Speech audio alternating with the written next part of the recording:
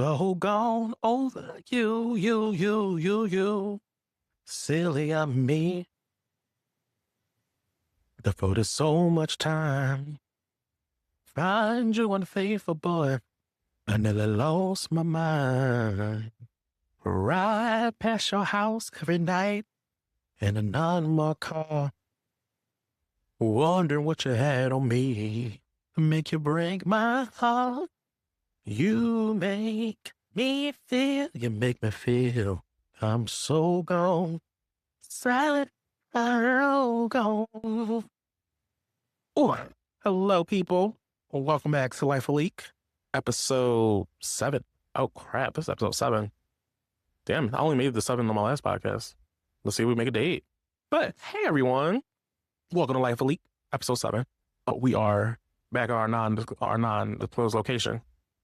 So, still working on those death threats, see what's happening. Today is going to be a summer house episode. We're going to talk about, just going to spitfire a bunch of my feelings on the season of season 10. Since the last time we left, I think we have gotten the summer house season finale. Oh, in the part 1 of the reunion came on yesterday. So, we're going to get into that. Amanda Batula is going to, you know what? I need to speak with Frank Batula because Amanda is the monster that he created. And she is out here being a menace to society in her home. And it don't make no goddamn sense. So the city premiered last week. And she was all up in arms in the grocery store with Lindsay and Gemma saying how Kyle was being petty and he made her pay $117,000 for back rent for like 3 months or so. And she was like, "Oh, it was so easy. I just gave it to him because he's being petty." Bitch, Kyle is in debt. Loverboy is what was it? $5 million? I'm bad with numbers today. I'm so bad with numbers today. The math ain't mathing today. Kyle is what, $5 million in debt? And you just pulling out $117,000 like it's nothing, calling him petty? Girl, why aren't you helping your husband? You ain't want prenup. This is your business too. So if anything happened to damn Loverboy, you going down with it. So I blame her father. Blame the father. Because he ain't make her sign a prenup either. He's just dumb and dipsy as her is. He the reason she is the way she is. It's crazy to think like the whole West and Amanda situation never happened. We would wholly be singing a different fucking tune. Like Kyle would be the freaking villain of the entire season. And like there's a theory that like West thought that Amanda was going to get the damn Ariana Maddox edit. And after this whole divorce thing, she was going to be the star and that he was going to ride her coattails because he liked to ride everybody's coattails. But they got screwed over. And West is a pain in the ass. West sucks. So if you're not subscribed to this podcast, please subscribe, like, comment, share with your friends, tell them about me, how it is, okay? And we're going to cue intro.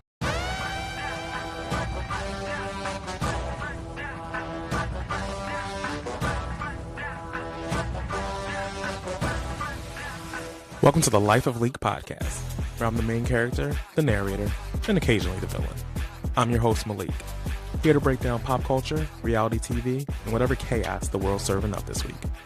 So grab your drink, adjust your crown, and let's get into it. All right, so we're back. Let's talk about summertime. Not summertime, summer house. Actually, season 10 was actually a good season. Like even without the whole drama and whatnot, season 10 was a good season. I think originally, basically, I thought that Kyle Cook would have been the villain of the entire season because of the whole divorce with the Amanda thing. I think in the beginning, I was really team 50-50. Like it was both their fault of this. I blame the divorce on both of them. It was Amanda's fault because Amanda, she knew who she was freaking marrying. Amanda knew who she married. She married a party boy. She married someone who is an alcoholic. And she changed the script. In the long run, she changed the script basically, not him. Although Kyle didn't really help the situation because he got his love of being a DJ. But looking back at it, now the way Amanda is acting, Amanda was the fucking villain. Like I said last week, when you got a whole business, a business that she fought to be a part of, a business that she did not want to prenup when they got married, so the business, all the debt and the possibility is partly hers too. You fought for this. You just throwing your hands up and not doing nothing. And the fact that we watched The City last week and the whole her giving him $117,000 to pay back rent, I'm dumbfounded. You saw your business is $50 million. See, I keep coming up with damn different numbers for this damn debt. 5 million. I swear it's 5 million.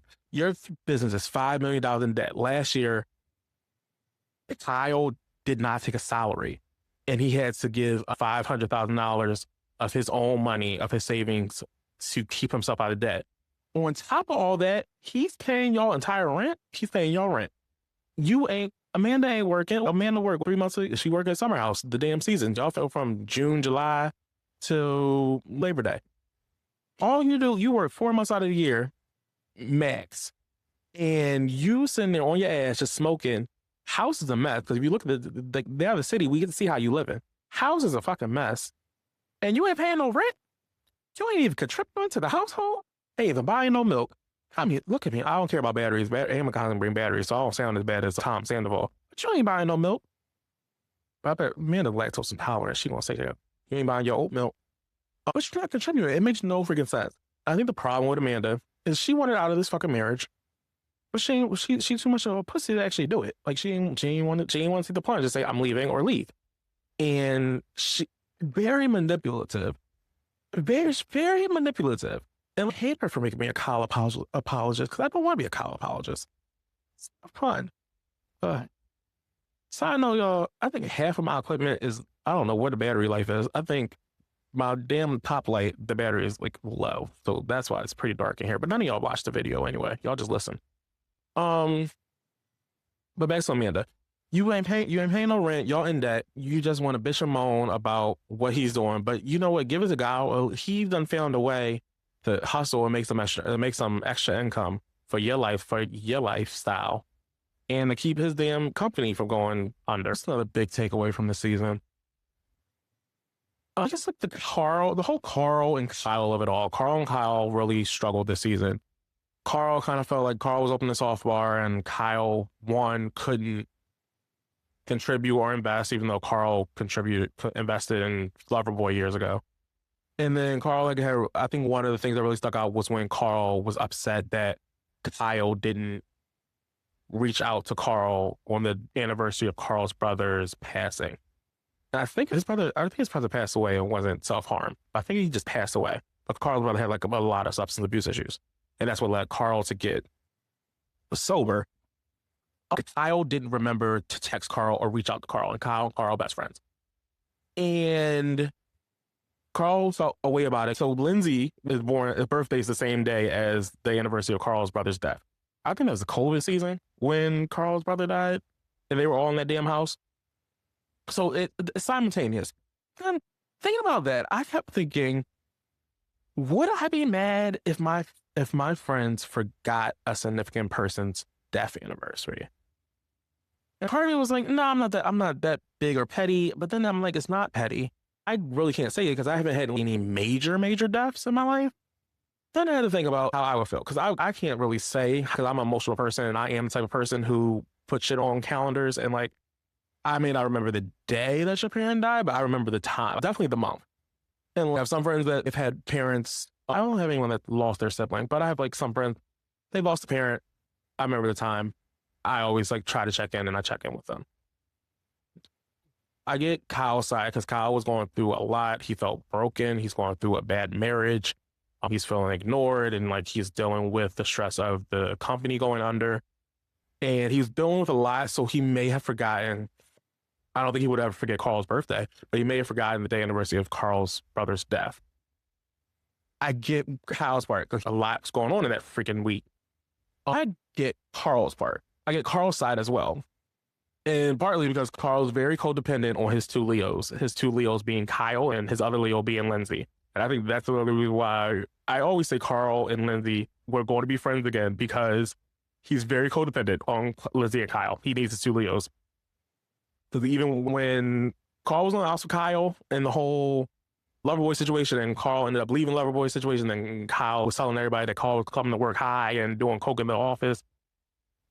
That's when he had Lindsay, and Lindsay was getting him through it. Then when him and Lindsay's engagement went south, that's when him and Carl went back to each other. Like, Carl is very codependent on those damn Leos, and he needs one of them to be on his side. He's better with both of them. And I love the fact that little trio's back together. Really warms my heart, and it feels like the world is healing, even though the outside world is a fucking dumpster fire. So that's the one thing. What else stuck out? Okay, so the reunion. Okay, so literally, so last night was part one reunion of Summer House Seconds. That opening was amazing. So it opens with Kyle coming into Lindsay's. She's recording like a confessional or for in the city. Kyle comes in and Lindsay's like, "What's up?" And he's like, "Check your freaking phone." So it's the day that Amanda and Wes chat GBT'd a statement and they put it on the socials. So it starts out. Kyle comes in. Tells Lindsay look at her phone. She looks at the phone and Kyle's like, read it to me. Lindsay reads the entire thing and she's like, this is bullshit because this isn't what happened. And then they get a call from who called? I think then Jesse calls Lindsay on the phone, put it on speaker, or like FaceTimes Lindsay. I think they FaceTime it. Then they added Mia. And then Carl called. It's like they add everybody on their FaceTime and everybody's talking on speaker. It was, this freaking reunion was cinema. You know what? It has reached my top 3 because I was very worried because I didn't know if this was going to be as good as the Scandal reunion. And you know what? It was just as entertaining. This is like my top 3 reunions. My top 3 reunions in no order is the Real Housewives of Atlanta season 6 reunion, the Scandal reunion, and now the Summer House season 10 reunion. Pure cinema. So after the whole reading, they skip to reunion day. Everybody's coming in one by one. Something I didn't know. Like, the one thing about Summer House I really like and why Summer House works, and I think that's why all the cast members are valid and saying they're upset, is because they are like a family. They're like actually friends. Like, they hang out outside of this summer. They hang out on a regular basis all year long. Most of the Housewives shows, they only see each other when they're filming. They don't fuck with each other otherwise. They're not really friends like that, which is a side note why a lot of these fucking reality shows, a lot of these fucking housewife shows, Beverly Hills, don't work because y'all aren't friends outside of it. Y'all just come into work. Y'all just clocking in for 3 months out of the year. And then it's like the rest, you hate each other. But then Summer House. So usually Summer House been 10 years. It's been 10 years. The guys get ready in one room together. All the girls get ready in one room together. But now it's like separated. And like Carl's like, this is so weird. Because usually everyone gets ready together. And now we're so divided. And like Carl was like mad. Carl's like actually mad. And like he's expressing himself in words, which is very shocking for Carl because Carl usually keeps everything inside, keeps everything bottled up, especially since he's been sober. When we had Cocaine Carl would be cursing everybody out left and right, but he don't do the cocaine no more. So they're all coming together, talking about it. I think all the boys are in one room, and then Lindsay and Sweet Green are together. Lindsay is wearing like she got her red revenge dress. And then Wes and Amanda are in a room together. Wes comes in looking all sweaty, look like he ain't bathed in 2 days. Talking about he feels zen. Okay, let's go for Wes. Wes is a fucking sociopath. And like nothing that anyone said on this reunion is a fucking lie. He's a fucking sociopath. I don't think he's incapable of emotion. And I think Ciara said it first. I think like the big theme of last night's reunion was if you were playing a drinking game, you could have got drunk if you said every time someone says fraudulent, take a shot. He is fraudulent. Like I think Ciara was like, no one really knows him. We've been living in the house for 3 years, but no one knows him because he's 2 different people. He's one person on camera, then he's a completely different person when he's not on camera. This can relate to someone currently in my life. You don't really know people. Sometimes you don't really know these people. And then you got to take yourself back and be like, damn, this person could be a serial axe murderer and have a whole different separate life, and they could come and kill me. So you got to be on the guard. You got to be on the guard with these people, with these new people they bring in your life. Don't trust these men. So you were like, you're fraudulent. No one knows who you really are. At one point, Lindsay was like, he's a social climber, which is very much true. I've dealt with some social climbers too. And that's where I'm like, I'll go with it. I like that theory. I think I get the theory of Wes assumed that Amanda was going to come out of this divorce being the goddess, the hero, and she was going to come out with getting the Mariana Maddox treatment, getting all these endorsements, getting all these contracts, probably get some shows, get a lot of clout off of it. And Wes was like, oh, this is the winner. This is going to be the winner of the divorce. I'm going to stick with her. And somehow it got messy and somehow everything got out. And I think he just wanted to be with her for Kyle because he thought that she was going to be the winning force. But coming to find out, he done fucked up the whole game. Ciara came to work and Ciara Ciara started off going crazy. Well, she didn't go crazy. She came to work and did what she needed to do. Amanda's fucking crazy because if I was Ciara and Amanda was sitting across from me at that damn on that damn couch, rolling her eyes at me, they would have to call the cops because I would have pucked those damn eyes out and it would have been an assault and there would have been no 3-part reunion because it would have ended the first 10 minutes. Because and then Amanda had the nerve. What she told Ciara to do? What she told Ciara? Fuck you. Amanda got a lot of fucking nerve. Right, so basically, my whole feelings towards Wes is like he's a fucking sociopath. And he's literally, and Ciara said the same thing. He's literally doing this all out of spite. He don't care about Amanda. He just wants to fuck as many women as he wants, as many women that will have him, and flop around on them and whatnot. Funniest thing. So apparently, Wes's dick pics leaked the day of the reunion. So first of all, when all the guys are getting dressed, I think it had leaked online. So Jesse brings it up. So all the boys are laughing. It's like Jesse, KJ, Carl were laughing. And they were like, oh, have you seen it? Oh, I would be so embarrassed. Like they said, he's not even hard. It's like flaccid. Okay, so Wes gets to the couch. And I guess some of his friends from Missouri are texting him that his dick pics had leaked. So in his mind, oh, they're just going around Missouri because that's all his friends are from Missouri, texting him about it. And like everyone's like, no, sweetie. They leaked online, like everyone in the world has seen them. And Wes was like, oh, was I hard? And they were like, no, you're flaccid.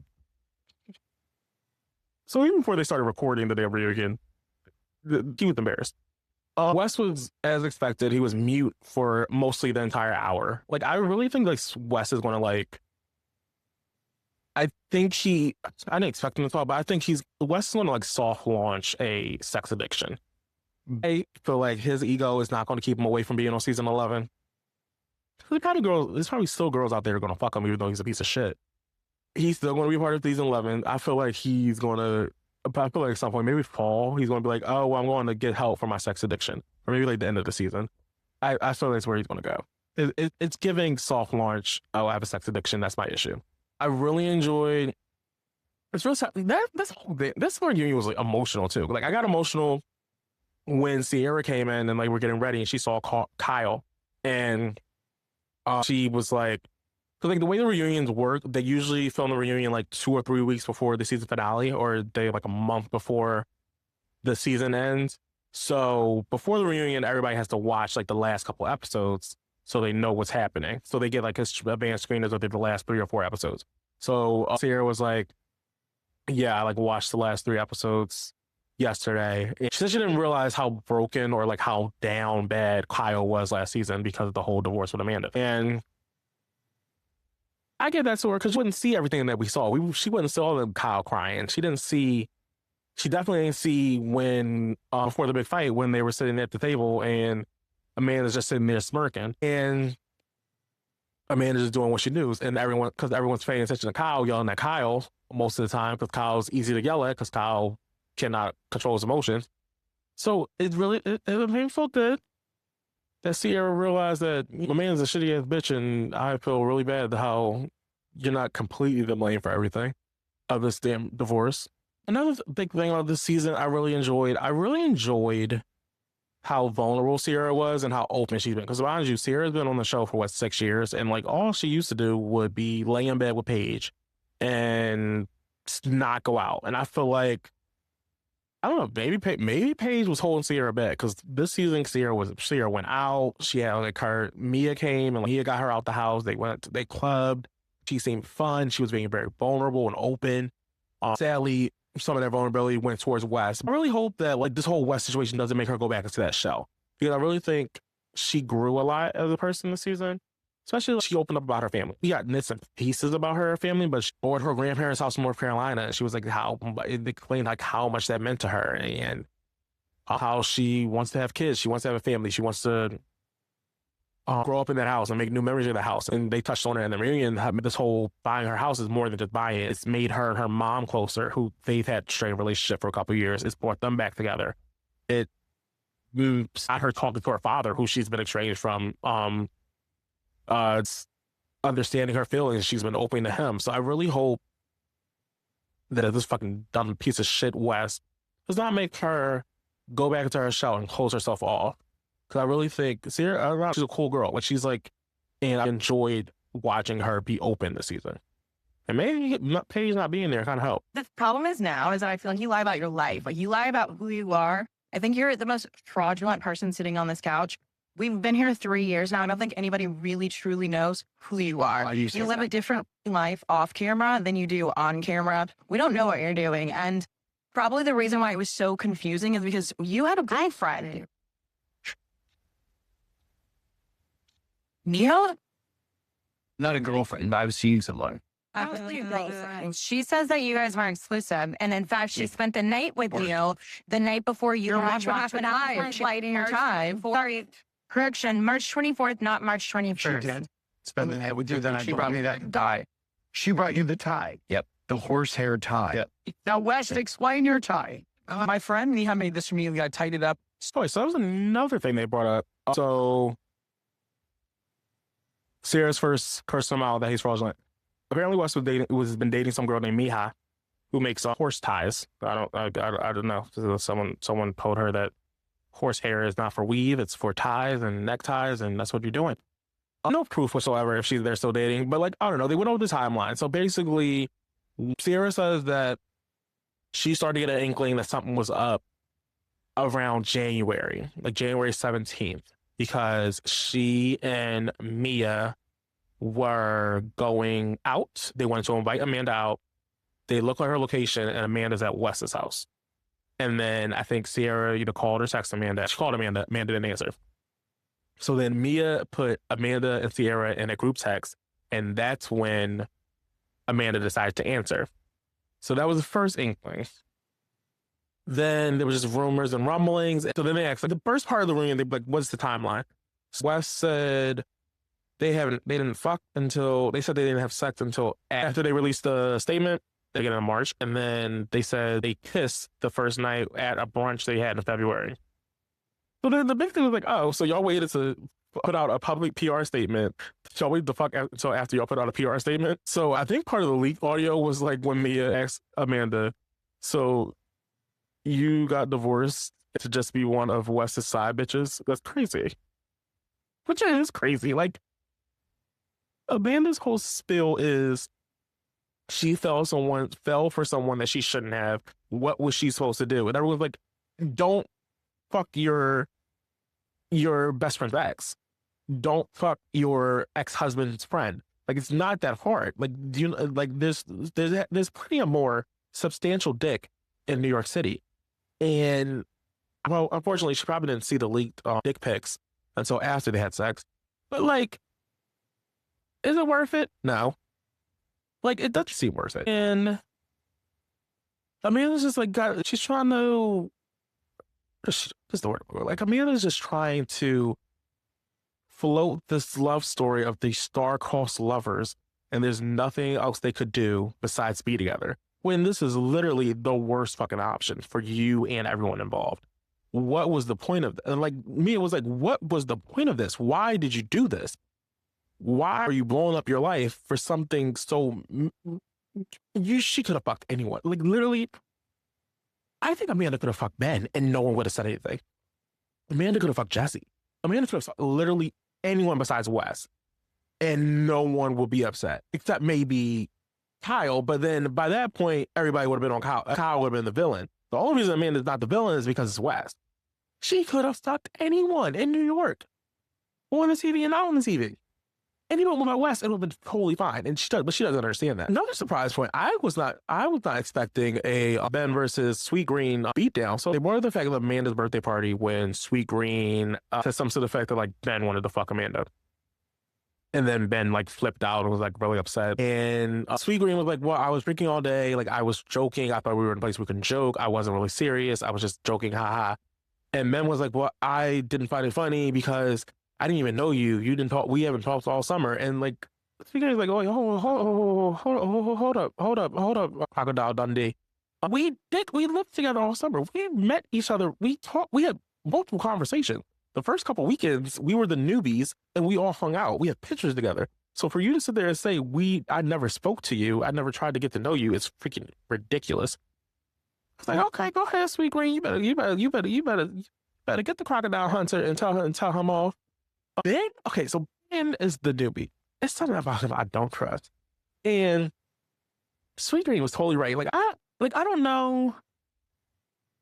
I don't know if I talked about this on the episode. When he yelled at her about saying, "Oh, well, you want to fuck Amanda," I don't think he was being like a he-man, woman hater, abuser. I think he was just upset that he got called out because everyone could see that he was like flirting with Amanda, and they were flirting with each other. Sweet Green said it at dinner, but everybody else was thinking it. Yeah, so she did not let up on his ass. Like Sweet Green and Ben, Sweet Green was going off for a good 10 minutes to call him an asshole, saying, I don't understand, I don't like the way you talk to women. I don't like the way you talk to your girlfriend, Sabrina. And she was like, I think the fact that you had a secret, you and Sabrina, because his whole MO is that he ain't started dating Sabrina until July. But Sweet Green was like, that's a lie because y'all were taking pictures and smooshing in April 2025. So 2 months before we all came to the damn house. So what's the truth? What's truth and what's not? So we are pro Sweet Green in this house. Another tough moment got me emotional. So KJ, which is another newbie, he came in as West's friend. They know each other. They're both from Missouri. And KJ was like, KJ and West aren't friends anymore. Especially KJ said West didn't even text him, never texted him or reached out when all the whole West and Amanda affair was exposed. Never reached out, never said anything. Granted, when I first heard that, I was like, well, did they really reach out to you?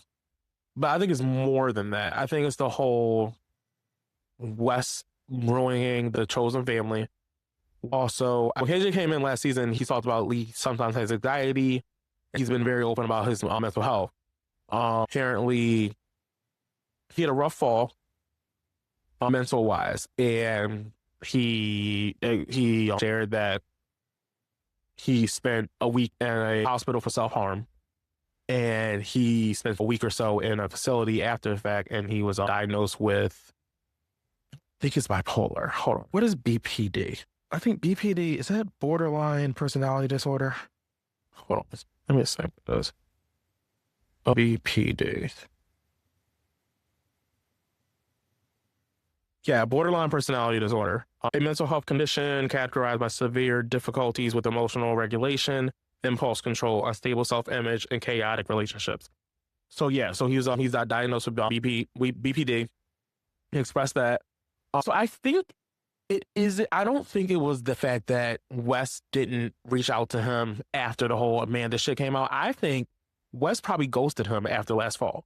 And KJ went through a tough time in his freaking life and self-harm. He didn't go into detail about what self-harm was, but whatever it is, you're my best friend.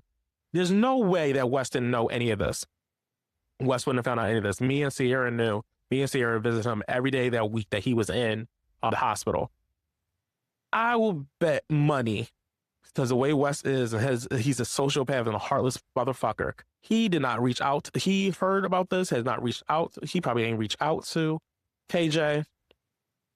He didn't say anything to KJ or say anything about this because that's a shitty ass person he is and he doesn't fucking care. So I think that on top of showing how fraudulent he is and to everyone, it's just KJ is probably just like, I'm not dealing with someone heartless and morally bankrupt. So I don't blame him. And I feel so bad for KJ. I'm so glad he's doing better. So, as I said, I think it was a good part one. I really enjoyed it. It was, I don't know, it's like not much to deep dive into the whole season. Like, it was a good season, but it's like the whole West and Amanda thing kind of eclipses it. And it makes you, like, you go back and you look at it, it's like, when did the fuck did this fucking start? Because there was a blind item like back in June of 2025 saying that a Summer House married couple was having an affair. I can't remember if they signified if it was female or male cast member. I think a lot of people thought it was Kyle. But like Amanda likes to say Kyle the cheater, but like I doubt. There is no proof. I don't understand. If Kyle's been cheating as many times as long as he have, no one's coming out with proof. Even like in the first episode of The City, Amanda claims that she has proof. There's no way her dumbass there's no way that bitch would not put that out if she actually had proof. There's no way.